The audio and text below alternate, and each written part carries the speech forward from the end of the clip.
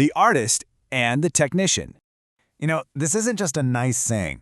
You should think of it more like a law of civilization. Not one person, but two. This is the core principle, really, that unlocks everything we're about to explore. So, let's begin with the two fundamental forces that truly shape human progress. Now, this isn't about job titles or personality types. Not at all. It's about something much, much deeper. Two universal energies that are right at the very heart of creation. First, you have the artist. This is the force of pure origination. It's that part of us that sees the gap, right? The void between what is and what could be. The artist works on intuition, on imagination, asking that one critical question: what should exist that doesn't yet? And then you have the technician. This is the force of manifestation. This is the builder, the master of their craft, the one who takes that unseen vision from the artist and makes it real, makes it functional, and makes it last. The technician asks a totally different but just as vital question. Okay, how do we actually build this so it works? And here's the thing. Neither one is superior and neither is complete without the other. An artist without a technician, well, they live a life of almost. It's a life full of beautiful, brilliant ideas that just never see the light of day.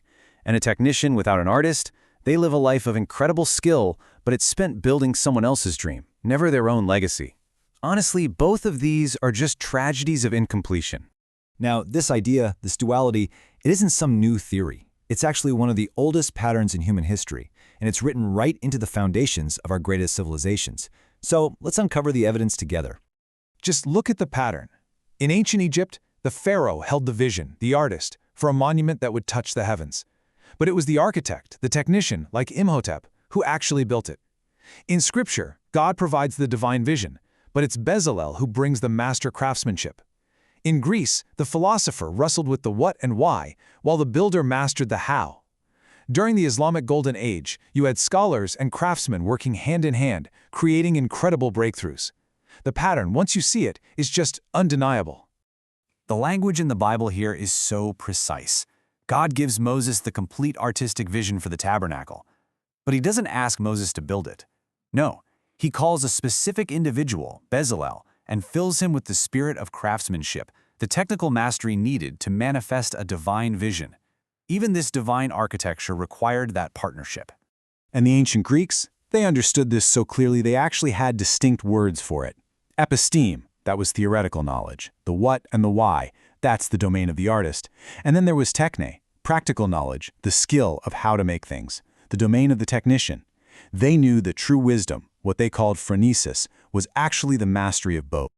Okay, so let's fast forward. Now we're going to see how this ancient pattern becomes the engine of our modern world. And the energy here is different. It's sharp, it's kinetic, it's the birth of world-changing ideas in garages and labs. I mean, these names are iconic for a reason, right? Steve Jobs, the pure artist, couldn't write a single line of code. Steve Wozniak, the pure technician, had no grand vision for a cultural revolution. But together, they built Apple. Phil Knight had a vision for the soul of an athlete. His partner, Bill Bowerman, literally poured rubber into a waffle iron to build the sole of the shoe. Wilbur Wright obsessed over the theory of flight. His brother Orville actually solved the mechanics. This partnership is the engine of modernity. And this brings us to the first half of the modern lesson. When you have incredible engineering, just amazing skill, but there's no guiding artistic vision, what you get are competent functional products. They work just fine, but they don't change a thing. But when you pair that exact same technical excellence with a powerful artistic vision, you don't just get products, you get revolutions. Apple's own history is the ultimate proof of this. When the artist, Jobs, was gone, they made products. When he came back, they started revolutions again. So now the tone has to shift, because we need to understand how this essential world-building partnership was broken. And this isn't a story about things just drifting apart over time. No, this is a story of architecture. So how did this happen? How was a relationship that is so fundamental to all human progress just completely severed? It was not an accident. It wasn't a slow drift. The separation of the artist and the technician was a deliberate act of social and educational engineering. Let's be very precise here. Colonial education systems were designed with a clear goal: train technicians to serve the empire and suppress the artists who might question it. So they taught math and vocational skills to create a class of administrators and laborers, and they deliberately excluded philosophy, original thinking, systems design, the very things that create visionaries. And in many cases, they actively targeted and dismantled indigenous artist classes, like the West African griot, who was the storyteller, the keeper of vision, because they understood that a people who cannot imagine a different future cannot build one. So, from that very dark diagnosis, we can move toward the solution. The tone lifts here. This is the path forward. It's a practical guide to restoring what was so deliberately broken. You can think of this as the dawn. The solution is actually quite clear and actionable. First, you have to honestly identify your dominant function. Are you energized by origination or by execution? Step 2, find your complement. And I mean a true partner, not an employee or a subordinate. Step 3, learn each other's language. This is crucial for translating vision into reality without it getting distorted. And finally, the ultimate goal, develop both of these functions within yourself to achieve a kind of internal integration. And so, we arrive at the final movement. This isn't just theory. This is a diagnosis and a declaration for our world, right now. The reason Africa is behind today has absolutely nothing to do with a lack of talent, a lack of resources, or a lack of work ethic. The diagnosis is much more precise. It's because the artist-technician relationship was systematically destroyed by colonial architecture, and it has never been systematically restored. A result of this disruption is, well, it's plain to see.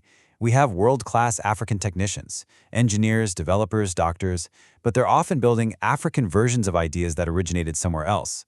The continent doesn't lack the technical skill to build something like a ChatGPT. It's not about a lack of engineers. It's suffering from the suppression of the artist function, the very function that generates that original, system-changing vision in the first place. And really, it all comes down to this. Vision without execution is just a dream. Execution without vision is just labor. But when you partner them, when the artist and the technician build something together, that is the only force in all of human history that has ever created something genuinely new. So the question for our time isn't really about skill. We have the skill. The real question is whether we have enough vision, and maybe more importantly, whether the visionaries and the builders will find each other again.